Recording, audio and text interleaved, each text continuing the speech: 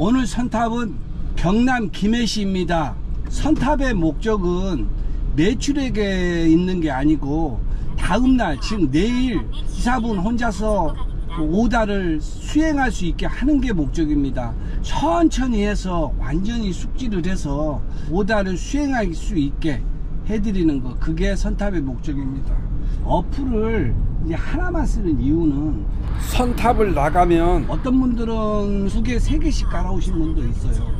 근데 결국에는 거기서 고르다 보면은 숙달된 경험자들은 다 벌써 가져가고 난 찌꺼기만 가져가기 때문에 초보자 입장에서는 차라리 하나만 쓰고 새로 올라온 오다를 잡으면 그게 좋은 오다일 수도 있고 나쁜 오다일 수도 있잖아요.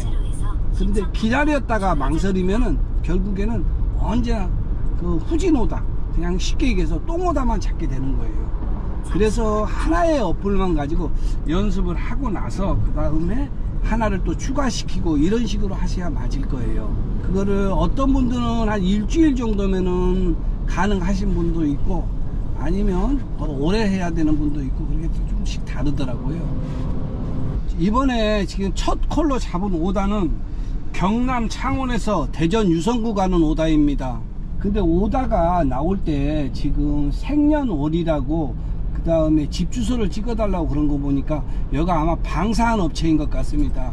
그래서 지금 기사분은 들어갈 수 있는데 저는 들어갈 수 없어서 밖에서 기다리고 있다가 탈 예정입니다. 그러니까 결국에는 상차하는 사진은 찍을 수가 없습니다. 그리고 지금 방금 그 목적지를 찾는데 어렴풋이 아는 거잖아요. 자체가 네. 어렴풋이 아는 거죠. 그러면 그거는 무시하세요. 모르는 거예요. 그게 독이 되는 거예요. 길 찾을 때 그냥 내비대로만 가는 거예요. 그러니까 뭐냐면 목적지 찾을 때 내가 정확하게 아는 거다 이러면 거길 가도 되는데 어렴풋이 아는 것이 오히려 더 헷갈려요. 그냥 내비대로 가버리는 게 제일 나아요. 지금 이게 1.2톤이잖아요 근데 1.2톤인데 어떤 분들은 1.2톤을 하다 보면은 그 다마스 라보 오다는 안 보인다 이렇게 하시는 분들이 있어요. 안 보이는 게 아니고 어플 조작을 할지 모르는 거예요. 그냥 처음에 가입했을 때 했던 거 그대로 놔두고 쓰니까 다마스 라보는 안 보인다 이렇게 얘기하는 거예요.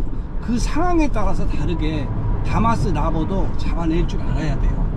그래서 지금은 어차피 어느 정도 짐을 실어야 되는지는 모르잖아요. 그러면은 상차를 하고 나서 적재함 공간이 어느 정도 여유가 있는가를 보고 나서 더 실을 건지 안 실을 건지에 따라서 이제 뭐 다마스 집으로 어플을 바꿔놓는다든가 이렇게 해야 되는 거예요. 이제 그 상차지에 저는 못 가는 것이 원칙이잖아요. 그럼 상차지에 들어갈 때 상차할 사람이 있으면 상관이 없는데 없으면 언제나 나가기 편하게 차를 들이대고 하차지를 내비에 입력해 놓으세요. 싫으면 바로 출발할 수 있게 그거를 해 놓으면 시간이 세이브가 많이 될 거예요. 톨게이트에 대해서 설명을 하면은 이제 일반적으로는 모든 차는 출퇴근 시간에는 20% DC가 되잖아요. 근데 사업용 차, 즉 화물 영업용 차는 아침 출퇴근을 하든가 안 그러면 야간을 50% 할인을 받든가 둘 중에 하나를 선택할 수 있어요. 야간은 저녁 9시부터 그 다음날 새벽 6시까지를 야간이라고 그래요. 저녁 9시부터 6시까지 고속도로에 들어가 있는 시간에 70%를 차지하면 돼요. 그러니까 바꿔 얘기해서 8시에 들어갔는데 9시 50분에 나오면 그건 안 돼요. 근데 8시에 들어갔는데 새벽 5시에 나왔다 그러면 70% 이상 있었잖아요. 그러면 그때는 또 혜택이 돼요. 그래서 언제나 그거를 잘 활용하면 되더라고요. 이제 상차지 2km 남았습니다. 이제 상차지 200m 남았습니다. 1공장으로 오라고 그랬으니까 그 주소지대로 가보면 맞아 떨어질 거예요. 걱정하지 마셔요. 네, 이제 상차지에 도착했습니다.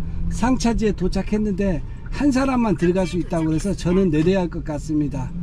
본인의 차량과 주소지에서 출발하지 않은 선탑은 어플 조작 훈련일 뿐 진정한 선탑이 아닙니다. 이제 기사분 혼자 들어가서 상차를 하고 나왔습니다. 이제 그 상차를 완료했잖아요. 어플상에서도 상차 처리를 해줘야 돼요. 왜 그러냐면 상차 처리를 해야지 주선사에서도 이 기사님이 화물을 실었구나라고 판단할 수 있어요. 그래서 거기다 알려주는 거예요. 그리고 이제 하차지로 출발하는 거예요. 근데 또 하차지에서 이제 도착 시간이 점심시간하고 겹쳐 있잖아요. 그러면 당연히 하차지한테는 다시 전화를 해서 점심시간에 하차가 가능한가 물어봐요. 운송의 절차가 잘 생각나지 않으면 지금 내가 드린 매뉴얼대로만 하면 돼요. 고속도로를 가면은 휴게소가 있어요. 근데 이 휴게소가 화물 라운지가 있는 휴게소가 있고 그냥 일반 우리하고는 전혀 상관없는 일반 휴게소가 있어요. 화물 라운지가 뭐냐면 우리 화물차 기사가 들어가서 샤워도 하고 휴식도 취할 수 있는 공간이 따로 있어요. 무료예요. 근데 이제 화물 라운지 표시는 휴게소가 나오면 뭐 포크도 있고 즉 식사한다는 것도 있고 주유소도 있고 그러는데 그 옆에 침대에 사람이 누워있는 그림이 있어요. 그런 휴게소가 화물 라운지가 돼 있다는 휴게소예요. 그럼 이제 한번 여기 남성주 휴게소가 화물 라운지가 있는 휴게소니까 보여드릴게요. 자세히 보니까 저 트럭 있죠? 화물차 써지고 침대에 누워있죠, 사람 한 명.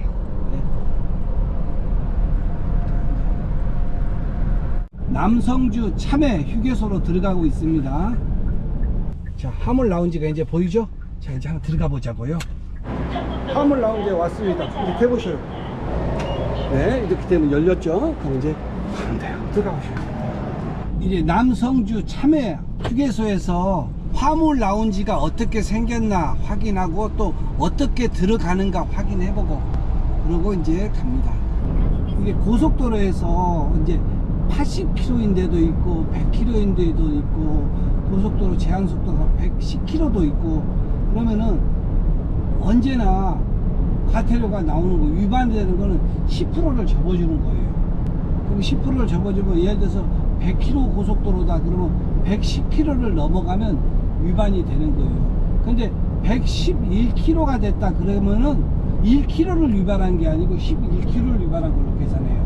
구간 단속 역시 똑같이 100km 구간이다 그러면 전체 합이 110이 넘으면 이제 구간 단속에 걸리는 거예요. 네, 이제 하차지 500m 남았습니다. 천천히 들어갑니다. 목적지에 도착했습니다. 방산업체라서 용다리는 들어가지 못하고 기사님만 들어가서 하차를 하고 나왔습니다. 이제 첫 번째 오다는 완료를 했는데 상차한 사진도 없고 하차한 사진도 없습니다.